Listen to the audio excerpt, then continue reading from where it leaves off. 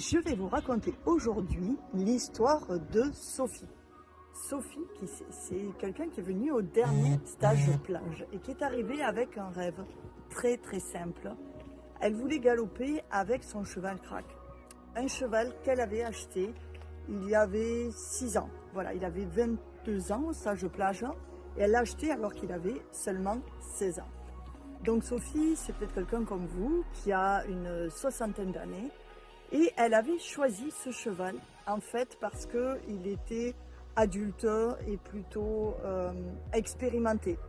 Elle voulait gagner du temps, en fait, en prenant un cheval déjà tout prêt et surtout se sentir en sécurité tout de suite. Donc, elle nous avait décrit, quand elle est arrivée au stage de plage, elle nous avait décrit Crack comme un cheval plutôt nickel, fiable, à l'aise aux 3 allures et vraiment super en extérieur.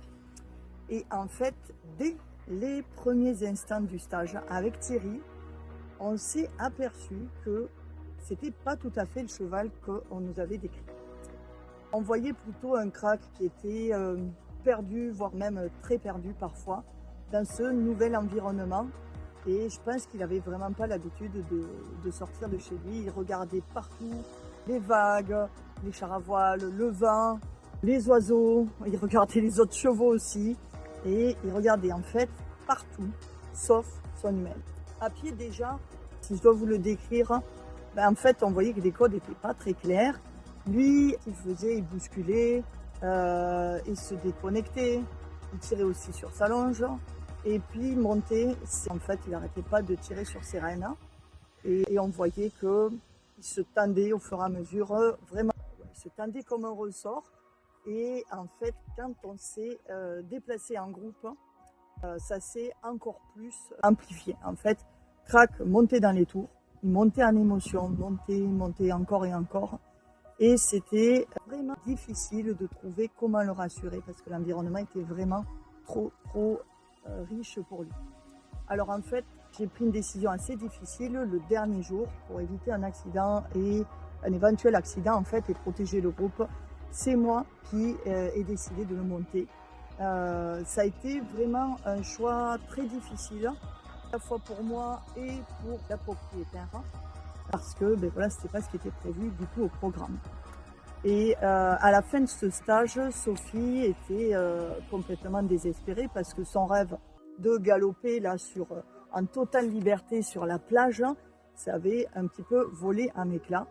Et elle s'était rendue compte en fait que son choix, puisque son choix de départ était d'acheter un cheval âgé pour gagner du temps, c'était pas tout à fait le bon choix, ou ça correspondait pas du tout, pas tout à fait à ce qu'elle avait prévu.